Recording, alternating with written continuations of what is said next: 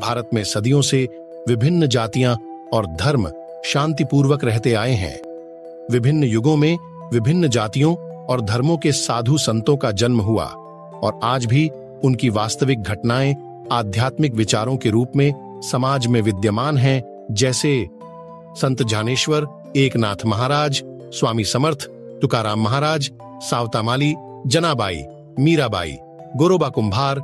संतों ने आध्यात्मिक विचारों के साथ साथ समाज की पुरानी अप्रभावी रीति रिवाजों और परंपराओं पर भी प्रहार किया और समाज को जागृत कर आध्यात्मिक चिंतन का मार्ग दिखाकर रुके नहीं, बल्कि उस रास्ते पर चलना भी सिखाया। शेषनाथ महाराज का जन्म गुरु केशवनाथ महाराज के आशीर्वाद से कर्नाटक और महाराष्ट्र राज्य के सीमावर्ती क्षेत्र पूर्वी बीदर जिले के उदगीर तालुका के गुरनाल गांव के एक कट्टर मराठा समुदाय में हुआ था। श्री शेषनाथ महाराज एक संत योगी थे जिन्होंने लाखों लोगों के जीवन से दुखों का अंधकार दूर किया और भक्ति का मार्ग दिखाया।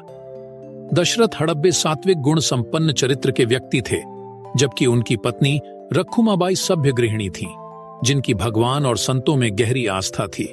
बाबाराव को बचपन में कोई नहीं जानता था। लंबे समय तक अकेले रहना, किसी से बात न करना, प्रतीकात्मक, विचारोत्तेजक और जुनूनी तरीके से बातें करना, इन सभी कारणों से शेषनाथ महाराज को देखकर कोई भी नजरअंदाज कर देते थे। बाबाराव यानी शेषनाथ महाराज की बातें आम लोगों को समझ में नहीं आती थी।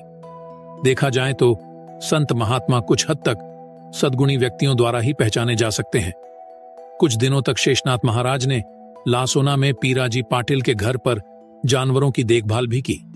कुछ महीने बाद महाराज का विवाह राधाई नाम की लड़की से हो गया।